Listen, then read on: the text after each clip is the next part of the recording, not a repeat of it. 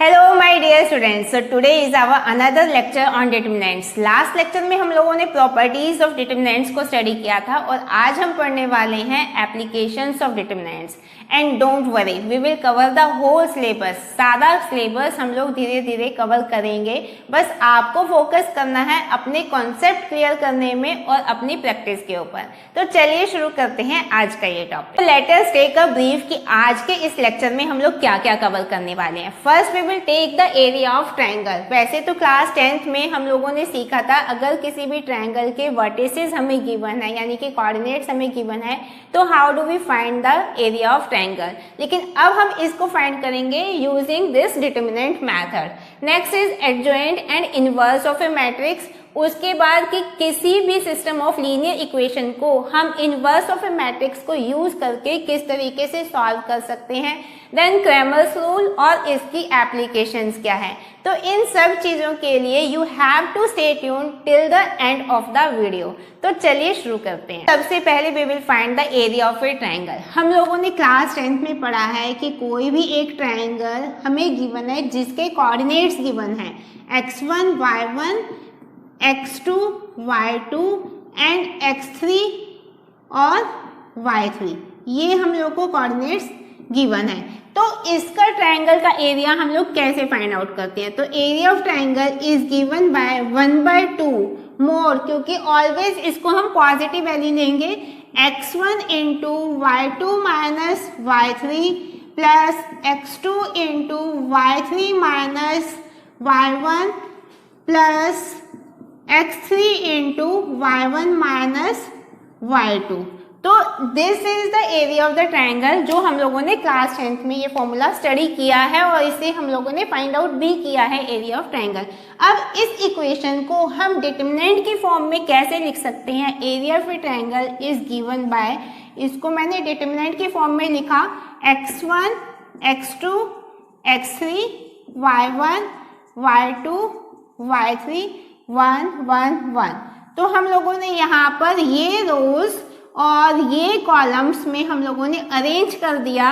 अगर हम इसको ओपन करेंगे it will turn out to be the same equation जो हम लोगों ने ये क्लास 10th में स्टडी की है। ये इस इक्वेशन को हम इस फॉर्म में लिख सकते हैं जिसको ओपन करने से we will get the same result. So this is the formula for area of the triangle which we can find by using this determinant method. तो चलिए लेते हैं क्वेश्चन, क्योंकि बिना क्वेश्चन के तो कोई भी कॉन्सेप्ट इनकम्प्लीट रहता है। यहाँ पर हमें फाइंड करना है एरिया ऑफ ए ट्रायंगल जिसके वर्टिसेस गिवन है और हमें बताना है whether these given points are collinear और नॉट। तो कभी भी कोई भी गिवन पॉइंट्स तभी कोलिनियर हो सकते हैं अगर एरिया ऑफ ट्रायंगल इज 0। तो वो सारे पॉइंट्स एक ही लाइन पर लाई करेंगे। अगर area of triangle non zero quantity है तो वो पॉइंट्स हमारे कोलिनियर नहीं होंगे।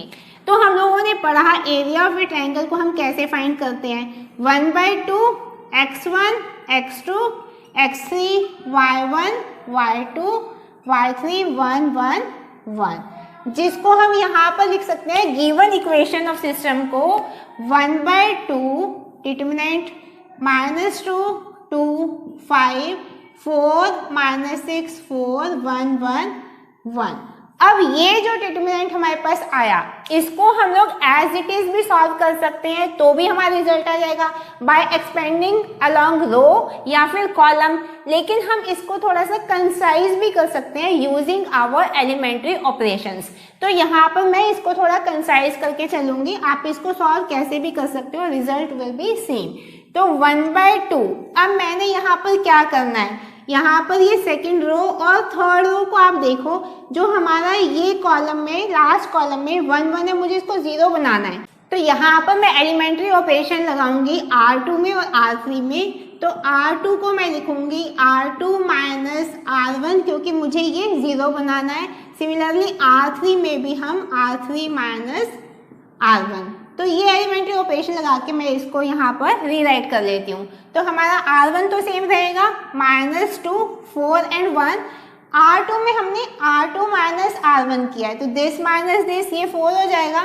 दिस माइनस दिस करोगे तो -10 आ जाएगा और इधर हमारा 0 आ जाएगा। सिमिलरली R3 की बारी है, तो इसमें से इसको माइनस करोगे 7 आएगा। इसमें से इसको माइनस करोगे तो 0 आ जाएगा, अगेन यहाँ पर 0 आ जाएगा। अब ये हमारे पास क्या है कि थर्ड जो कॉलम है इसमें हमारे पास 2 एलिमेंट्स 0 हैं। तो अब मैं अलोंग एक्सपेंड करती हूँ, अलोंग कॉलम, तो थर्ड कॉलम के अलोंग अगर मैं एक्सपेंड करती हूँ तो इसको अगेन हम रीराइट कर सकते हैं।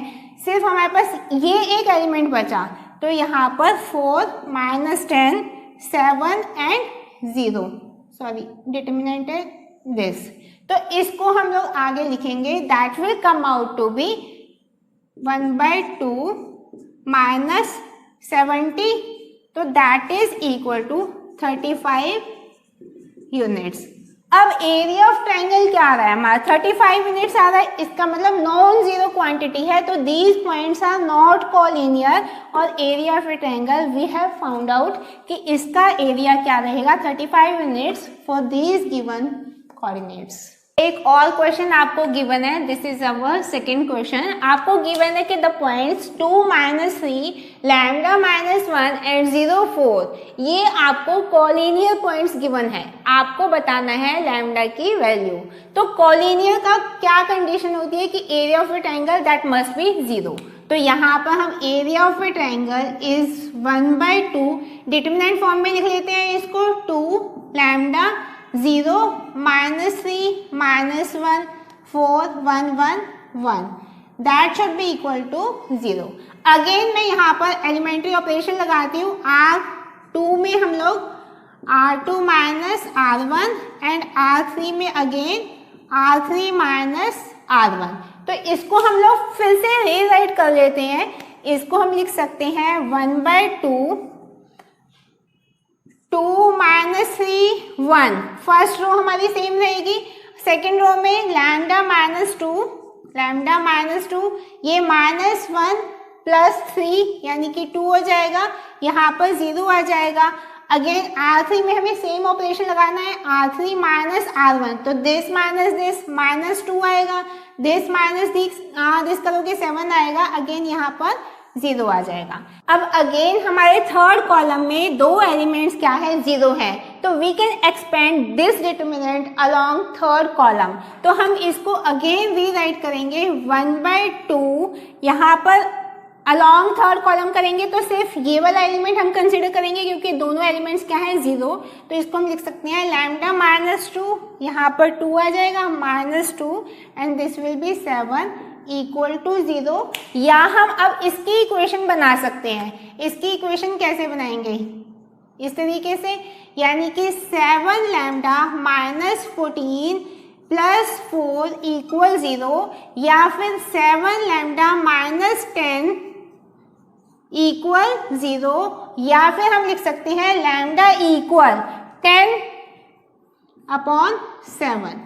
So this will be our value for lambda for this given coordinate system. So next is adjoint of a square matrix. तो adjoint of a square matrix को समझने के लिए सबसे पहले हम एक यहाँ पर मैट्रिक्स बनाते हैं, एक square matrix. Let square matrix A equal, यहाँ पे मैंने A1 1 A1 2 A1 3 A2 1 A2 2 A2 3 A3 1 A3 2 A3 3, इस तरीके से हम लोग लिखते हैं, जहाँ पर ये हमारी क्या है रोज हैं और ये हमारे क्या हैं कॉलम्स हैं। अब मुझे इसके कोफैक्टर का ट्रांसपोज, तो कोफैक्टर्स हम लोगों ने निकालना सीखा है। अगर मैं इस एलिमेंट का कोफैक्टर निकालती हूँ, मान लिया that is represented by C11, इसका cofactor C12 C13 C21 C22 C23 C31 C32 C33, तो ये मैंने क्या किया है, इसके कोफैक्टर्स का मैंने एक मैट्रिक्स बनाया है जिसका ट्रांसपोज मुझे लेना है, तो ये क्या बन जाएगा एडजॉइंट ऑफ मैट्रिक्स A, यानी कि इसके ट्रांसपोज को हम किस फॉर्म में लिख सकते हैं, जो हमारी रोज हैं वो कन्वर्ट हो जाएगी किसमें कॉलम्स में, यानी कि C11 C12 C13 C21 C22 C23 C31 C32 C33, ये जो रिजल्ट आएगा ये होगा हमारे इस वाले स्क्वायर मैट्रिक्स का adjoint. So this will be the adjoint of this square matrix. ये एक स्क्वायर मैट्रिक्स लेते हैं ऑफ ऑर्डर 2x2। तो let A is a square matrix PQRS जो कि ऑर्डर 2x2 है, जिसका मुझे एडजॉइंट यहाँ पर कंप्यूट करना है। तो एडजॉइंट अगर मुझे एडजॉइंट कंप्यूट करना है तो सबसे पहले मुझे इसका क्या कैलकुलेट करने होंगे, कोफैक्टर्स का एक मैट्रिक्स बनाना होगा। तो कोफैक्टर मैंने आप लोगों को बताया है क्या होता है, -1⁻I+J इंटू माइनर करते हैं हम लोग। ये कोफैक्टर हम लोग ऐसे कैलकुलेट करते हैं। तो इसके कोफैक्टर्स का हम एक मैट्रिक्स सबसे पहले यहाँ पर बनाएंगे, that will be equal to P का कोफैक्टर क्या हो जाएगा हमारा S, Q का कोफैक्टर हमारा -R, देन R का कोफैक्टर हमारा -Q, देन S का कोफैक्टर हमारा आ जाएगा P। अब मुझे इसका क्या चाहिए, ट्रांसपोज, यानी कि मुझे रो को कॉलम बनाना है और कॉलम को रो। तो इसका transpose that will be equal to S -R और यहाँ पर हमारा -Q और P। ये क्या है हमारा ट्रांसपोज इसका, और that will B adjoint of matrix ए। तो यानी अब इसको ऑब्जर्व करके देखो, हमारा जो ओरिजिनल मैट्रिक्स था PQRS, हम लोगों ने यहाँ पर क्या किया, PS यहाँ पर SP, यानी कि ये जो पोजीशन है ये हमारे यहाँ पर क्या हो गई, इंटरचेंज हो गई। और ये जो हमारे दो एलिमेंट्स थे डायगोनली, इनके हम लोगों ने सिर्फ क्या किए हैं, यहाँ पर साइन चेंज किए हैं। तो इस चीज को भी आप ध्यान में रख सकते हो कि किसी भी square matrix of the order 2 उसका मुझे एडजॉइंट अगर कंप्यूट करना है तो हम फर्स्ट और फोर्थ एलिमेंट को इंटरचेंज कर देंगे, और सेकेंड और थर्ड एलिमेंट जो ये एलिमेंट्स है इनके जो डायगोनली ऑपोजिट एलिमेंट्स है इनके हम लोग साइन चेंज कर देंगे। फर्स्ट और फोर्थ, फर्स्ट और लास्ट को हम लोग इंटरचेंज करेंगे, इन दोनों के साइन चेंज करेंगे। So we can get the adjoint of the matrix of order 2। So next question लेने से पहले we shall know a few more properties. First property बोलती है कि कोई भी एक स्क्वायर मैट्रिक्स ए है, उसको अगर हम मल्टीप्लाई करते हैं by its adjoint, that is equal to adjoint of the matrix multiply by A, that is equal to determinant of the same matrix multiply by identity matrix. और second property है कि कोई भी स्क्वायर मैट्रिक्स हमारा invertible तब होगा अगर ये एक नॉन सिंगुलर मैट्रिक्स है। इसका मतलब क्या है कि कोई भी स्क्वायर मैट्रिक्स नॉन सिंगुलर कब होता है, कि जब उसका डिटर्मिनेंट नॉन जीरो होता है। अगर किसी भी स्क्वायर मैट्रिक्स का डिटर्मिनेंट जीरो है तो वो एक सिंगुलर मैट्रिक्स होता है, और अगर नॉन सिंगुलर है तो इसका मतलब उसका determinant must be equal to non zero. Non singular में नॉन जीरो, सिंगुलर में जीरो। तो यानी मान लिया हमारे पास एक मैट्रिक्स है ए, उसका इनवर्स एग्जिस्ट करता है, लेट दैट बी बी। तो हम लिख सकते हैं A B equal BA equal identity matrix. अब हम इस प्रॉपर्टी को यहाँ यूज करते हैं, A into adjoint of matrix A equal adjoint of matrix A into A equal what, determinant of the same matrix into identity matrix. अब मैं यहाँ से इस डिटर्मिनेंट को उठा के इधर या इधर लिख सकती हूँ, यानी डिवाइड कर देती हूँ डिटर्मिनेंट ऑफ ए, यहाँ पर भी डिवाइड कर देती हूँ डिटर्मिनेंट ऑफ ए, तो that will be equal to identity matrix. इसका मतलब इस रिजल्ट को हम क्या लिख सकते हैं, ए बी, इस रिजल्ट को लिख सकते हैं बी ए, इसको दैट इज इक्वल टू आई, जो हम लोगों ने इनिशियली यहाँ पर लेकर चले थे। इसका मतलब जो B है, यानी कि B क्या है हमारा, A inverse, invertible matrix A जो है उसका इनवर्स क्या है, B है। तो यानी A inverse that is equal to what, adjoint of A upon determinant of A। तो ये जो हमारा रिजल्ट आएगा, हम लोग इसको इनवर्स ऑफ ए मैट्रिक्स को इस फॉर्म में लिख सकते हैं। अब हमें यहाँ एक स्क्वायर मैट्रिक्स गिवन है of order 2x2। This is the matrix A, जिसमें मुझे इसका एडजॉइंट कंप्यूट करना है, इसका इनवर्स कंप्यूट करना है, और साथ में हमें वो प्रॉपर्टी भी चेक करनी है कि adjoint into matrix equal matrix into adjoint equal determinant into identity matrix. तो सबसे पहले हम इसका एडजॉइंट कंप्यूट करते हैं। तो adjoint of matrix A that will be equal to transpose of the cofactors, और ये आपका जो स्क्वायर मैट्रिक्स है ऑफ ऑर्डर 2x2 है। तो मैंने इसमें बताया है फर्स्ट और फोर्थ एलिमेंट हमारे क्या हो जाएंगे, इंटरचेंज। तो ये 4 और ये 2, और इनके साइन क्या हो जाएंगे, चेंज। ये हमारा +1 हो जाएगा, यहाँ पर -3 हो जाएगा। तो एडजॉइंट ऑफ मैट्रिक्स ए ये आ गया।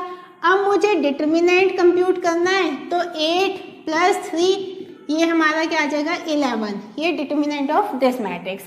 अब मुझे यहाँ पे प्रॉपर्टी चेक करनी है, adjoint of matrix A into A equal adjoint of matrix A into A equal A into identity matrix into determinant of this matrix. यानी हम इसको ऐसे लिख सकते हैं, एडजॉइंट पहले मैट्रिक्स ए 2 -1 3 4 ये हमारा मैट्रिक्स इनटू इसका adjoint 4 1 -3 2 that shall be equal to 4 1 -3 2 into original matrix है हमारा 2 -1 3 और 4 that shall be equal to determinant कितना आया हमारा 11 इंटू 1 1 0 0। हमें इस रिजल्ट को प्रूव करना है। तो प्रूव करने के लिए सबसे पहले हम मल्टीप्लाई करेंगे इसको। फर्स्ट कॉलम हम यहाँ पर इसको कैलकुलेट करते हैं। तो 2 को 4 से करेंगे तो 8 आ जाएगा, 3 को 1 से करेंगे तो +3 आ जाएगा, 2 को -3 से करेंगे -6 +6, -1 को 4 से करेंगे -4, 4 को 1 से करेंगे +4, -1 को -3 से करेंगे 3 + 8। तो ये हमारा जो रिजल्ट आया that will be equal to ये 11 0 0 11। अब हम इसको कंप्यूट कर लेते हैं। इसको भी हम फर्स्ट कॉलम लेकर चलते हैं। 4 को 2 से करेंगे 8, -3 को -1 से करेंगे +3, 4 को 3 से करेंगे 12 -12, 1 को 2 से करेंगे 2, देन 1 को 2 से किया, 2 को हम लोग 1 से करेंगे -2, 1 को 3 से करेंगे तो 3, 2 को 4 से करेंगे तो +8। इसको हम लोग आगे लिख सकते हैं 11 0 0 11। और सिमिलरली इसको हम लोग कंप्यूट करेंगे तो 11 0 0 11। तो इसका मतलब हमारी जो ये प्रॉपर्टी है matrix A into its adjoint equal adjoint of matrix A into this matrix equal determinant of matrix A into identity matrix. तो ये प्रॉपर्टी तो हम लोगों ने वेरीफाई कर ली। अब हमें क्या चाहिए, एडजॉइंट हम लोगों ने कंप्यूट कर लिया। अब मुझे चाहिए A इनवर्स। वो क्या था हमारा, adjoint of matrix A divided by determinant of this. तो एडजॉइंट हमारा क्या है, अपॉन डिटरमिनेंट यानी कि 1/11 तो हमारा आ गया, इनटू एडजॉइंट है 1 4 1 -3 और 2, जिसको हम लिख सकते हैं 4/11 1/11 -3/11 एंड 2/11। ये जो हमारा मैट्रिक्स आएगा वो क्या है, इनवर्स, यानी कि inverse of this matrix. So here is another question. Again मेरे पास एक स्क्वायर मैट्रिक्स गिवन है जिसका मुझे एडजॉइंट और इनवर्स कंप्यूट करना है। तो इनवर्स के लिए सबसे पहले मुझे क्या चाहिए होगा, इसका डिटरमिनेंट। तो डिटरमिनेंट हम लोग कंप्यूट करते हैं, इसको एक्सपेंड करते हैं अलोंग रो। तो 1 इंटू 16 - 9 -3 इंटू 4 -3 प्लस 3 इंटू 3 - 4। तो ये हमारा डिटरमिनेंट आएगा। इसको हम कंप्यूट करेंगे 7 - 3 और यहाँ पर ये आ जाएगा -3, रिजल्ट विल बी 1। तो रिजल्ट डिटरमिनेंट हमारा 1 आ रहा है, इसका मतलब नॉन सिंगुलर मैट्रिक्स है, इसका मतलब इन्वर्टिबल है, हम इसका इन्वर्स कंप्यूट कर सकते हैं। अब आ जाओ एडजॉइंट के लिए, मुझे क्या चाहिए एडजॉइंट। एडजॉइंट के लिए मुझे क्या चाहिए होगा, यहाँ पर इसके कोफैक्टर्स यानी कि C11, C12, C13, C21, C22, C23 और C31, C32, C33। मुझे पहले ये कंप्यूट करना होगा और फिर उसका ट्रांसपोज। तो अब हमें इसके कोफैक्टर्स यहाँ निकालने हैं। हमें पता है कि कोफैक्टर क्या होता है, -1⁻I+J इंटू माइनर।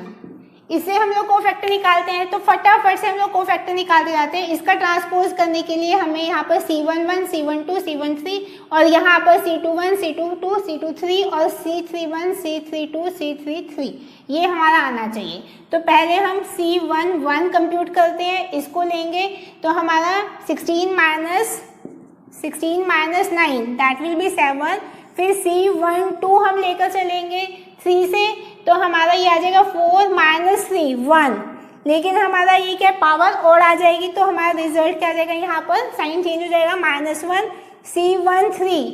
अगेन इसको लेंगे तो हमारा क्या आ जाएगा, ये 3 - 4 -1, 3 + 1 4 इवन है तो साइन चेंज नहीं। ऐसे ही हम लोग यहाँ पर C21, C22, C23 कंप्यूट करेंगे।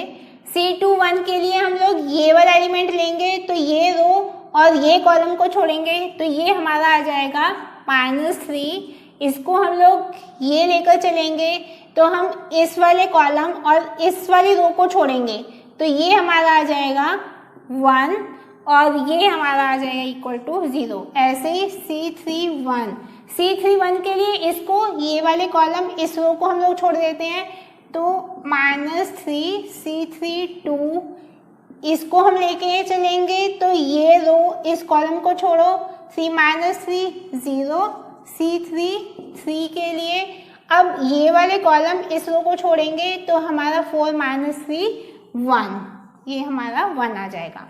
अब हम इसको इस एडजॉइंट और मैट्रिक्स A को हम लोग यहाँ पर मैट्रिक्स फॉर्म में अरेंज कर देते हैं। 7 दिस इज -3 -1 1 0 -1 0 एंड 1। अब मुझे कंप्यूट करना है इनवर्स। तो इनवर्स क्या होता है, adjoint of matrix A divide by determinant. तो ये क्या आ जाएगा, डिटरमिनेंट तो हमारा 1 ही आया था, तो जो एडजॉइंट ऑफ मैट्रिक्स A हमारा आया था उसको 1 से मल्टीप्लाई करेंगे तो result will be the same. तो 7 - 3 -3 -1 1 0 और -1 0 1, ये क्या है हमारा इनवर्स ऑफ दिस मैट्रिक्स। अब हम देखते हैं कि कैसे हम डिटरमिनेंट्स को यूज करके सेट ऑफ लीनियर इक्वेशंस को सॉल्व करते हैं। हमारे पास होमोजीनियस और नॉन होमोजीनियस दो तरह के सेट हो सकते हैं। अब होमोजीनियस में क्या होता है, अगर मैं a1x + b1y = 0 and a2x + b2y = 0, यानी कि जो आपके इक्वल के नेक्स्ट वाली जो टर्म है कांस्टेंट वैल्यूज दे आर 0, तो ये क्या है हमारी homogeneous set of equation, this is homogeneous. अगर a1x + b1y + c1z = d1, a2x + b2y + c2z = d2 and a3x + b3y + c3z = d3, यानी कि जो हमारी कांस्टेंट वैल्यूज है वो 0 ना होकर कोई नॉन जीरो क्वांटिटी है, तो ये सेट ऑफ लीनियर इक्वेशन क्या है, दिस इज नॉन होमोजीनियस।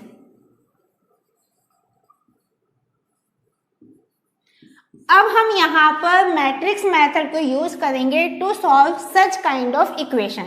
इस टाइप की इक्वेशन को हम किस तरीके से लिख सकते हैं, अगर मैं इसको matrix A1 A2 A3 B1 B2 B3 C1 C2 C3 से रिप्रेजेंट करती हूँ और मैट्रिक्स X को मैं रिप्रेजेंट करती हूँ X Y और Z से, और मैट्रिक्स B को मैं रिप्रेजेंट करती हूँ D1, D2 और D3 से, तो हम इस पेयर ऑफ लीनियर इक्वेशन को लिख सकते हैं AX equal B.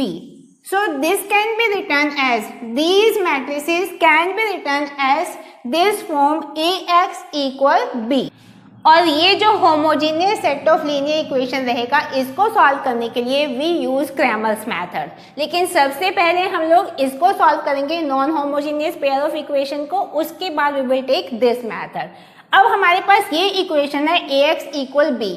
अब कोई भी पेयर ऑफ लीनियर इक्वेशन हमें गिवन हो, मुझे ये पेयर ऑफ लीनियर इक्वेशन यानी कि non homogeneous pair of linear equation को सॉल्व करना है। तो इसकी इक्वेशंस हमारी या तो कंसिस्टेंट होंगी या नॉन कंसिस्टेंट होंगी। अगर कंसिस्टेंट है तो या तो यूनिक सॉल्यूशन या फिर infinite many solution. Unique solution तब होता है जब ये पेयर ऑफ इक्वेशन हमारी कॉन्करेंट लाइंस हो, यानी कि ये किसी एक पर्टिकुलर पॉइंट पे इंटरसेक्ट कर रही है, तो unique solution. Infinite many solution अगर लाइंस आपस में मर्ज कर रही हैं, यानी कि हर एक पॉइंट इनका कोइंसाइड कर रहा है, तो इनफाइनाइट मैनी सॉल्यूशन। और नो सॉल्यूशन तब होता है जब हमारी पेयर ऑफ इक्वेशन क्या है, पैरेलल लाइंस है, तो ये कहीं पर कोइंसाइड करेंगी नहीं, तो देयर बी नो सॉल्यूशन। अब यहाँ पर इस पेयर ऑफ इक्वेशन के लिए हम लोग लिख सकते हैं AX इक्वल B, जैसा कि अभी हम लोगों ने लिखा था। तो यहाँ पर हमारे पास दो केसेस हो सकते हैं, या तो जो डिटर्मिनेंट है A का वो 0 है, या फिर जो डिटर्मिनेंट है A का वो एक नॉन जीरो क्वांटिटी है। अगर ये नॉन जीरो क्वांटिटी है तो इसका इन्वर्स एग्जिस्ट करेगा, और वो इन्वर्स जो एग्जिस्ट करेगा वो एक यूनिक वैल्यू लेगा। तो यानी कि हम इसको इस इक्वेशन को यहाँ पर लिख सकते हैं AX इक्वल B, और दोनों साइड मैंने A इनवर्स से मल्टीप्लाई कर दिया। अब A into A inverse that is identity matrix, यानी कि that will be IX equal to A inverse B हम लिख सकते हैं, या फिर X equal A inverse B। यानी कि अगर हम किसी भी डिटर्मिनेंट, अगर A जो हमें मैट्रिक्स गिवन है, ये वाला मैट्रिक्स जो हम बना लेंगे, अगर हम इसका डिटर्मिनेंट कैलकुलेट करते हैं, वो नॉन जीरो क्वांटिटी है, तो हम इसके इन्वर्स को कैलकुलेट करके हम अपनी XYZ के यूनिक वैल्यूज को कंप्यूट कर सकते हैं बहुत आसानी से। नेक्स्ट है, अगर हमारा डिटर्मिनेंट 0 है। अगर डिटर्मिनेंट 0 है तो उस केस में we will find the adjoint. तो हम लोग एडजॉइंट से इस इक्वेशन को मल्टीप्लाई करते हैं। AX इक्वल B था हमारा, तो मैंने एडजॉइंट ऑफ A, और यहाँ पर भी मैंने एडजॉइंट ऑफ A से मल्टीप्लाई कर दिया दोनों साइड। अब adjoint of A into A determinant into identity matrix into क्या था हमारा, X था, equal B into adjoint of A। यानी हम यहाँ पर लिख सकते हैं X equal B into adjoint of A upon A determinant. अब यहाँ पर अब हमें पता है डिटर्मिनेंट तो 0 है, तो ये डिटर्मिनेंट तो हमारा 0 है। उस केस में अब हमें चेक करना है कि एडजॉइंट ऑफ A वो क्या है, 0 है या फिर वो नॉन जीरो है। अगर ये 0 क्वांटिटी है तो 0 ऑन 0 ये इनफाइनाइट मैनी सॉल्यूशन लेगा। अगर ये 0 है तो इनफाइनाइट सॉल्यूशंस होंगे। अगर ये नॉन जीरो क्वांटिटी है, कोई भी नॉन जीरो क्वांटिटी, तो उस केस में नो सॉल्यूशन, तो कोई भी सॉल्यूशन एग्जिस्ट नहीं करेगा। Now let us take a pair of linear equation, जो कि non homogeneous pair of linear equation है, क्योंकि यहाँ पर जो ये कांस्टेंट टर्म्स है वो नॉन जीरो वैल्यूज हैं। तो इसका मतलब हम इसको सॉल्व करेंगे यूजिंग आवर मैट्रिक्स मेथड। तो इस इक्वेशन को अगेन हम इस फॉर्म में लिख सकते हैं AX इक्वल B, यानी कि हम A इक्वल 5 -7 7 और -5, और जहाँ पर X equal X and Y और B इक्वल 2 एंड 3, ये हमें गिवन है। तो यहाँ पर सबसे पहले हम लोग कंप्यूट करते हैं डिटर्मिनेंट। तो determinant of A that will be equal to minus of 25 plus 49 equal 24, यानी कि डिटर्मिनेंट हमारा नॉन जीरो है। अगर डिटर्मिनेंट नॉन जीरो है तो इसका इन्वर्स एग्जिस्ट करता है। तो यानी अब मुझे कैलकुलेट करना है इसका इन्वर्स। ए इन्वर्स क्या होता है, हम लोग करते हैं adjoint of A divided by determinant of A. और एडजॉइंट ऑफ ए को कंप्यूट करना बहुत आसान है क्योंकि ये स्क्वायर मैट्रिक्स ऑफ ऑर्डर 2×2 है। मैंने बताया था इनकी पोजीशन को हम चेंज कर देंगे, यानी कि हमारा ये 5 -5 और ये 5 हो जाएगा, और इनके साइन को चेंज कर देंगे, यानी कि ये +7 और ये -7 हो जाएगा।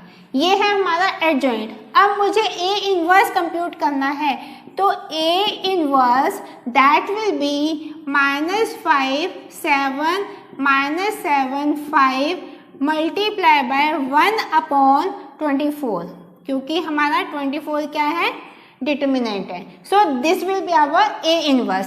अब हमें पता है कि x equal A inverse into बी, तो हमें यहाँ कंप्यूट करना है x।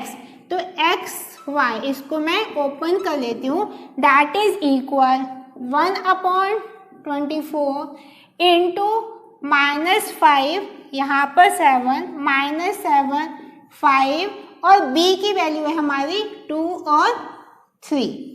अब सबसे पहले हम इसको मल्टीप्लाई कर लेते हैं, इक्वल 1/24 इंटू, अब मैं यहाँ पर इस वाली रो को लेती हूँ और इस कॉलम को लेती हूँ, तो -5 इंटू 2 -10 प्लस 21, फिर इस रो इस कॉलम को लेंगे तो -14 plus 15, so that will give our answer.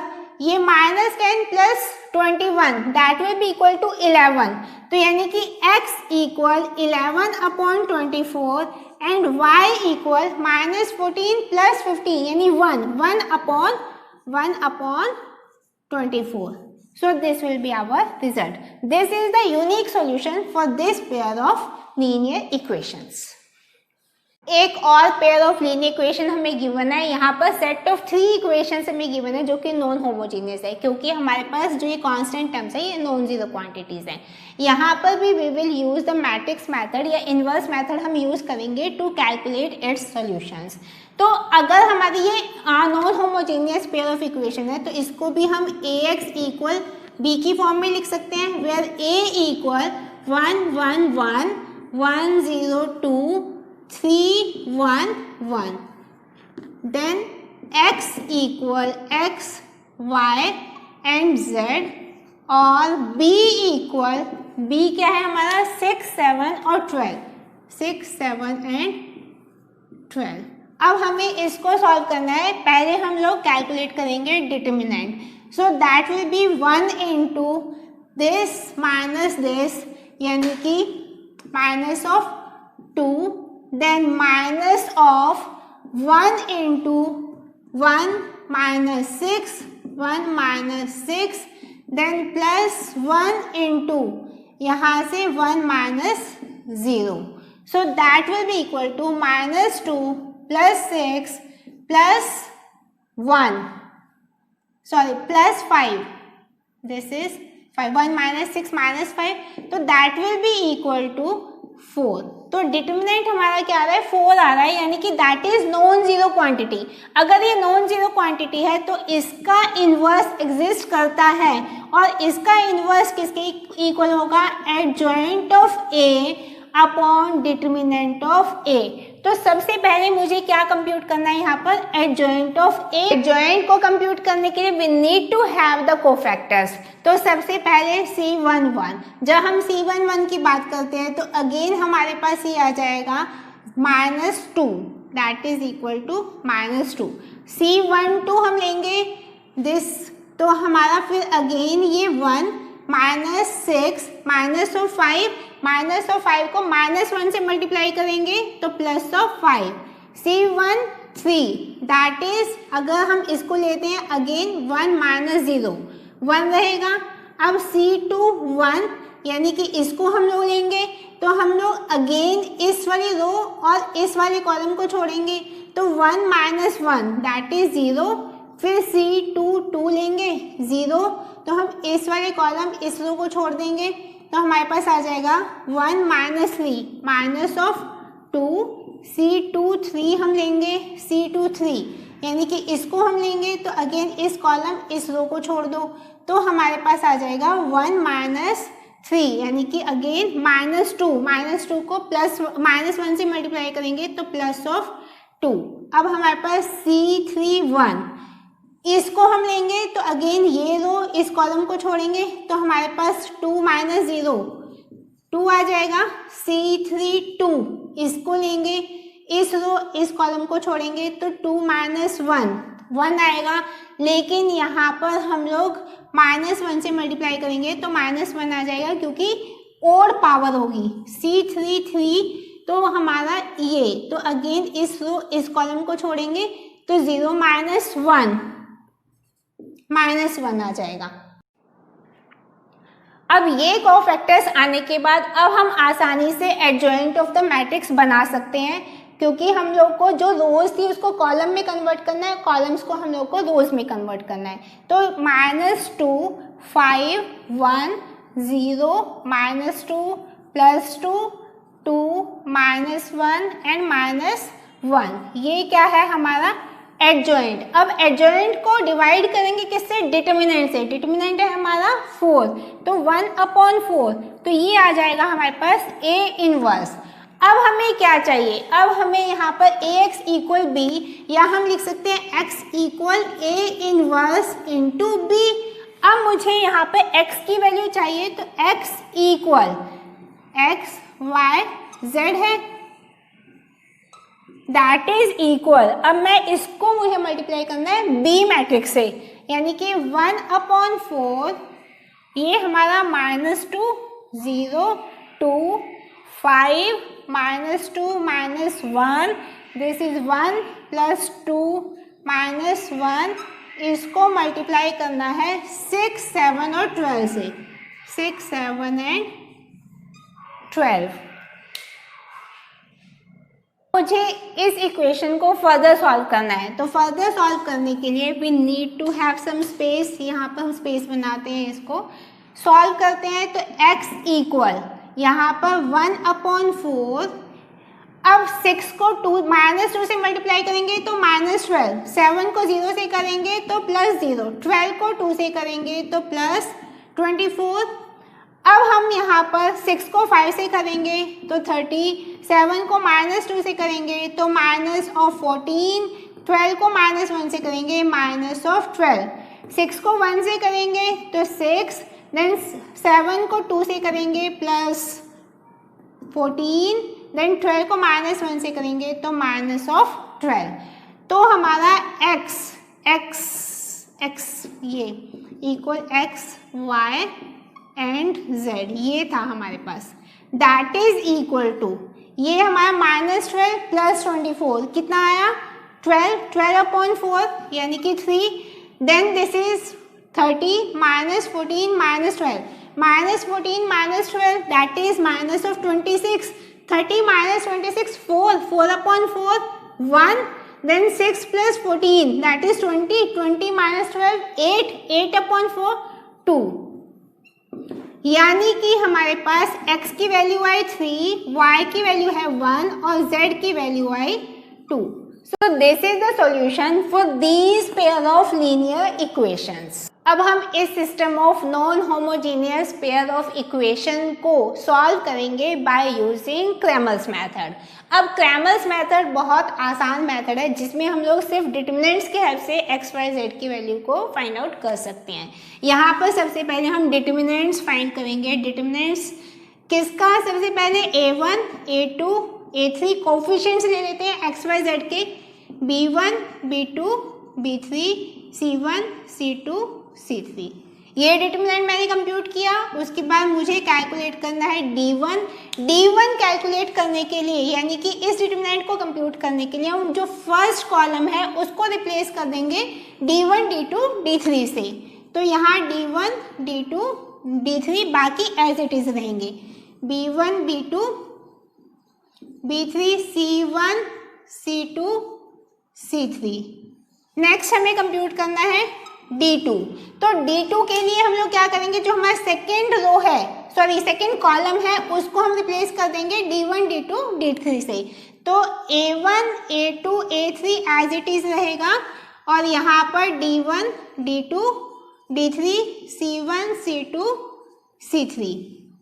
Next हमें कंप्यूट करना है D3। तो D3 के लिए हम लोग क्या करेंगे, जो हमारा थर्ड कॉलम है उसको रिप्लेस करेंगे D1 D2 D3 से, बाकी as it is A1 A2 A3 B1 B2 B3 and यहाँ पर D1 D2 D3। अब हम लोगों ने डिटरमिनेंट सारे कंप्यूट कर लिए। अब मुझे चाहिए x y z की वैल्यू। तो x equal D1 upon D, y equal D2 upon D and z equal D3 upon D। तो इस तरीके से हम x y z की वैल्यू को कंप्यूट कर सकते हैं। अब यहाँ पर भी हमारे पास दो केसेस आते हैं कि हमारा या तो D यानी कि डिटरमिनेंट वो नॉन जीरो क्वांटिटी है। अगर नॉन जीरो है यानी कि नॉन सिंगुलर मैट्रिक्स हमारा ये है, तो इसका मतलब ये यूनिक सॉल्यूशन देगा। यूनिक सॉल्यूशन अगर D हमारा जीरो है, उस केस में फिर हम चेक करेंगे कि D1 D2 और D3 अगर ये भी जीरो है, ये D भी जीरो है और ये भी जीरो है, तो उस केस में हमारे आ जाएंगे इनफाइनाइट सॉल्यूशन, इनफाइनाइट सॉल्यूशन। और अगर हमारा D1 D2 और D3 में से यानी कि या तो D1 या फिर D2 या फिर D3 में से कोई भी नॉन जीरो क्वांटिटी है, तो उस केस में हमारा सॉल्यूशन एग्जिस्ट नहीं करेगा। D जीरो है लेकिन इनमें से कोई भी नॉन जीरो है, तो नो सॉल्यूशन, कुछ भी सॉल्यूशन नहीं होगा for this pair of linear equation. अब ये पेयर ऑफ लीनियर इक्वेशन है जिसको हमें सॉल्व करना है by using our Cramer's method. सबसे पहले हम लोग यहाँ पर डिटरमिनेंट्स कंप्यूट करेंगे। यहाँ पर 2 3 -1 एंड दिस इज 5। D1 के लिए हम लोग क्या करेंगे, D1 फर्स्ट कॉलम जो है उसको रिप्लेस कर देंगे कांस्टेंट वैल्यू से, 17 6 -1 और 5 एज इट इज। और D2 के लिए हम लोग जो सेकेंड कॉलम है उसको रिप्लेस करेंगे 17 और 6 से, और फर्स्ट कॉलम हमारा 2 और 3 एज इट इज रहेगा 17 एंड 6। अब हम इसको सॉल्व कर लेते हैं। तो डिटरमिनेंट इसका क्या हो जाएगा हमारा, दिस माइनस दिस यानी कि 10 माइनस प्लस 3 13 हो जाएगा। Again 85 plus 6 that is 91। इसको कंप्यूट करेंगे, हमारा आ जाएगा 12 माइनस 51 माइनस ऑफ 39। अब हमें यहाँ पर x और y की वैल्यू कंप्यूट करनी है। तो x equal D1 upon D यानी 91 अपॉन 13 7, और y equal D2 upon D यानी कि minus of 39 upon 13 equal minus of 3। तो ये हमारे y की वैल्यू और ये हमारे पास आ जाएगी x की value. So this pair of linear equation has unique solution with x equal 7 and y equal minus. Again हमें गिवन है पेयर ऑफ लीनियर इक्वेशन जो कि हमारा एक non homogeneous system of equation है, और इसको हमें सॉल्व करना है यानी कि x y z की वैल्यू बतानी है by using our Cramer's method. तो 2 upon x plus 3 upon y plus 10 upon z equal 4, 4 by x minus 6 by y plus 5 upon z equal 1, 6 by x plus 9 by y minus 20 upon z equal 2। तो यहाँ हम let कर लेते हैं 1 upon x equal u, 1 upon y equal v and 1 upon z equal W. तो इस equation pair of equations को हम लिख सकते हैं 2u plus 3v plus 10w equal 4, 4u minus 6v plus 5w equal 1, 6u plus 9v minus 20w equal 2। अब हम इसके डिटर्मिनेंट्स को कंप्यूट करेंगे। तो सबसे पहले d की वैल्यू हम लोग कंप्यूट करेंगे। d के लिए हम कोफिशिएंट्स ले लेते हैं 2 4 6, 3 minus 6 9, 2 4 6 3 minus 6 9, 10 5 and minus 20, 10 5 minus of determinant हमें कंप्यूट करना है। देन D1 के लिए हम लोग क्या करेंगे, जो हमारा फर्स्ट कॉलम है उसको हम रिप्लेस कर देंगे 4 1 2 से, तो 4 1 2, बाकी एज इट इज 3 minus 6 9, 10 5 20। उसके बाद हम कंप्यूट करेंगे D2, तो D2 के लिए हम लोग जो सेकेंड कॉलम है हमारा ये वाला, इसको रिप्लेस करेंगे कांस्टेंट से, बाकी एज इट इज 2 4 6, यहाँ पर आ जाएगा 4 1 2, नेक्स्ट 10 5 एंड माइनस ऑफ 20। फिर हम कंप्यूट करेंगे D3, तो D3 के लिए हमारा जो थर्ड कॉलम है उसको रिप्लेस करेंगे इससे, तो बाकी के elements as it is 2 4 6 3 minus 6 9, और यहाँ पर आ जाएगा 4 1 एंड 2, 4 1 एंड 2। तो इसको अब हमें कंप्यूट करना है। सबसे पहले हम D को कंप्यूट करते हैं, तो D के लिए हमारा D इक्वल 2 इंटू इसको मल्टीप्लाई करेंगे 120 minus 45, 120 minus 45 minus 3 into minus 80 minus 30 plus 10 into 36 plus 36। इसको सॉल्व करेंगे तो हमारा रिजल्ट आएगा 2 इंटू 120 माइनस 45, 75 2 ज़ा 150, यहाँ पर ये माइनस 3 इंटू माइनस ऑफ 110 यानी कि प्लस 330, यहाँ पर ये प्लस 720, रिजल्ट हमारा आ जाएगा 1200, यानी कि इसका जो डिटर्मिनेंट है वो हमारा आ जाएगा 1200, ये हमारा इसका डिटर्मिनेंट। अब मुझे यहाँ पर D1 कंप्यूट करना है, तो D1 will be 4 into 120 minus 45 minus 3 into minus 20 minus of 10 minus 20 minus 10 plus 10 into यहाँ पर ये आ जाएगा 9 प्लस 12, सो आंसर इसका आ जाएगा इक्वल 120 माइनस 45, 75 4 ज़ा 300 माइनस 20 माइनस 10 माइनस 30 को माइनस 3 से मल्टीप्लाई करेंगे तो प्लस 90, ये 9 प्लस 12 21 को 10 से मल्टीप्लाई करेंगे तो प्लस 210, रिजल्ट आ जाएगा हमारा ये 600, तो डिटर्मिनेंट यहाँ पर आया हमारा 600।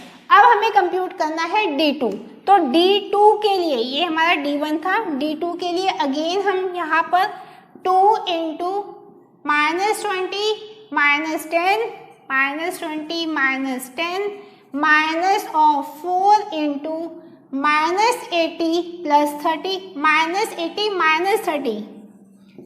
माइनस 30, फिर अगेन यहाँ पर प्लस 10 इंटू 8 माइनस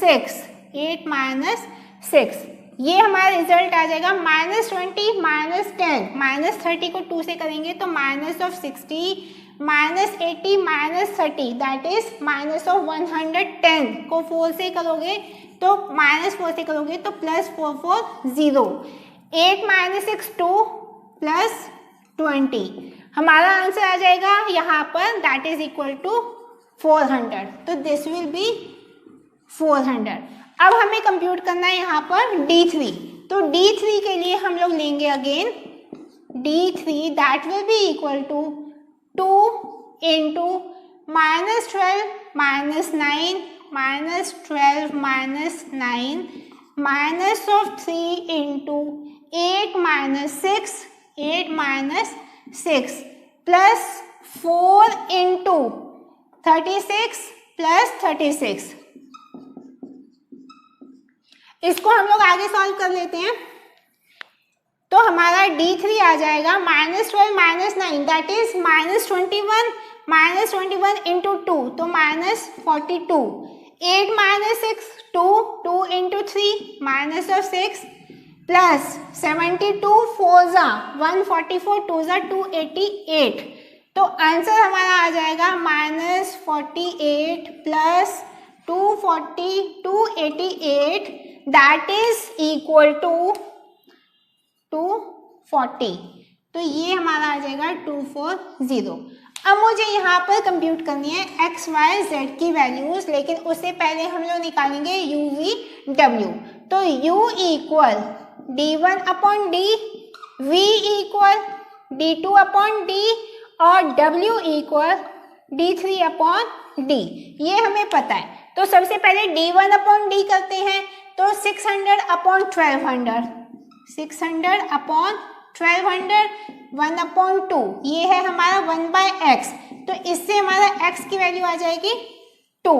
फिर ये d2 अपॉन d यानी कि 400 अपॉन 1200 400 अपॉन 1200 1 अपॉन 3 यानी 1 अपॉन y, तो y की वैल्यू आ जाएगी हमारे पास 3। देन d3 अपॉन d यानी कि 240 अपॉन 240 अपॉन 1200, तो इसको हम लोग कंप्यूट करेंगे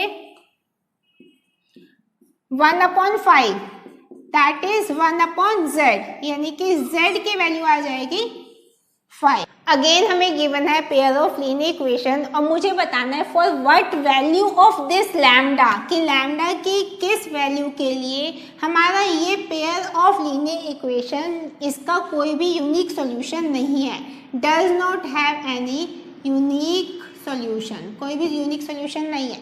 तो यूनिक सॉल्यूशन कब नहीं होता है, जब हमारा डिटर्मिनेंट 0 के इक्वल होता है। तो मैं यहाँ पर डिटर्मिनेंट को 0 पुट करती हूँ, यहाँ पर लैम्डा 3 -1 1 2 1 माइनस लैम्डा 1 और 2 हम लोग इसको कंप्यूट कर लेते हैं और उसको 0 के इक्वल पुट कर देंगे, we will get the value of lambda. तो 0 इक्वल लैम्डा इंटू 4 - 1 3 हो जाएगा, -3 इंटू इसको लेंगे तो 2 प्लस लैम्डा हो जाएगा, और यहाँ पर -1 इंटू 1 प्लस 2 लैम्डा, इसको हम सॉल्व करेंगे।